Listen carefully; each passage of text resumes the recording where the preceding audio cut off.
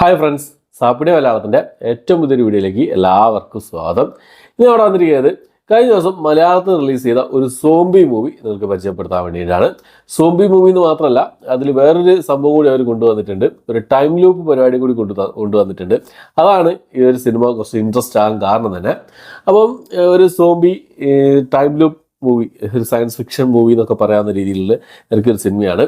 അപ്പോൾ ഇതിൻ്റെ കണ്ടന്റ് തന്നെയായിരുന്നു, ആ ഒരു കൺസെപ്റ്റ് തന്നെയായിരുന്നു ഈ സിനിമയുടെ ഏറ്റവും വലിയൊരു പോസിറ്റീവ് എന്നുള്ളത്. ഈ സിനിമയുടെ സ്റ്റോറി എന്താണെന്ന് നോക്കിയാൽ, കുറച്ച് സുഹൃത്തുക്കൾ ചേർന്നിട്ട് ഒരു എന്താ പറയുക, ഒരു വനത്തിലേക്ക്, ഒരു കാട്ടിനുള്ളിലേക്ക് ഒരു ട്രിപ്പ് പോവുകയാണ്.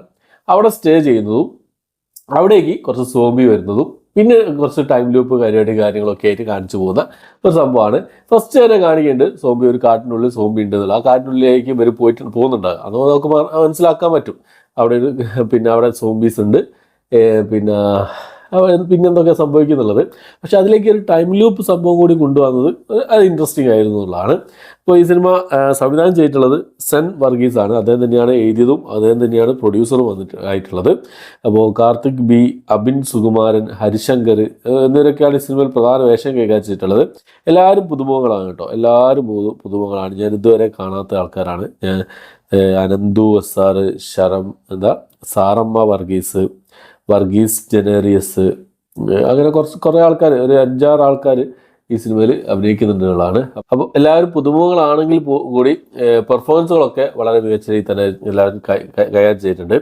ഈ സിനിമ പോരായ്മ എന്താണെന്ന് നോക്കിയാൽ, സിനിമ 1 മണിക്കൂർ 25 മിനിറ്റാണ് സിനിമയുടെ ഡ്യൂറേഷൻ എന്നുള്ളത്. പക്ഷേ ഈ ഒരു സോംബി ആ ഒരു സോംബി സംഭവം ഒന്നുകൂടി ഒന്ന് ടൈം കൊടുക്കാം, കുറച്ചുകൂടി ഒരു ടൈം ഡ്യൂറേഷൻ കൊടുക്കാമായിരുന്നു തോന്നുന്നു. ഈ 1.5 മണിക്കൂറിനുള്ളിൽ ആ 1.5 മണിക്കൂർ തന്നെ ഉൾക്കൊള്ളിച്ചുകൊണ്ട് തന്നെ സോംബീൻ്റെ കുറച്ച് സീനുകൾ കുറച്ചുകൂടി ആഡ് ചെയ്യാമായിരുന്നു എനിക്ക് തോന്നുന്നു.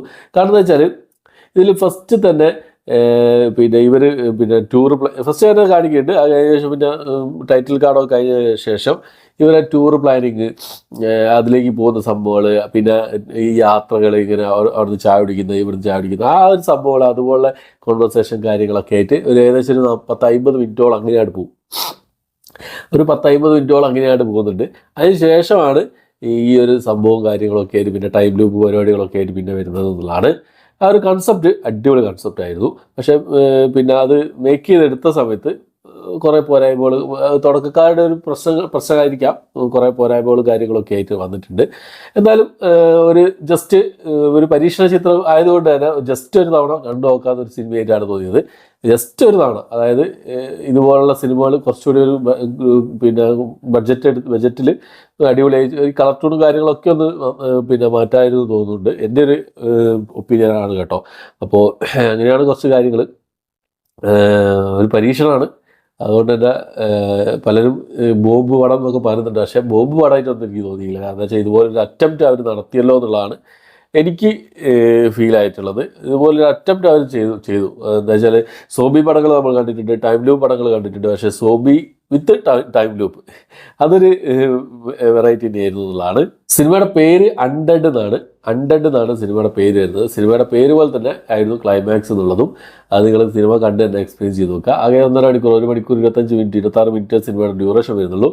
ഒന്ന് കണ്ടു നോക്കാം, ജസ്റ്റ് ഒന്ന് കണ്ടു നോക്കാം, അത്രയേ ഉള്ളൂ. ഓക്കെ, അപ്പോൾ ഇതിനോടൊപ്പം തന്നെ കണ്ടവരുണ്ടെങ്കിൽ നിങ്ങളുടെ അഭിപ്രായം കമന്റ് ബോക്സിൽ രേഖപ്പെടുത്താൻ ശ്രമിക്കാം. അപ്പോൾ ഇത്രയാണ് ഇന്നത്തെ വീഡിയോ. ഇഷ്ടപ്പെടുക, ലൈക്ക് ചെയ്യാൻ, ഷെയർ ചെയ്യാൻ, സബ്സ്ക്രൈബ് ചെയ്യാൻ മറക്കാതിരിക്കുക. പുതിയൊരു വീഡിയോ ആയിട്ട് വരുന്നതായിരിക്കും.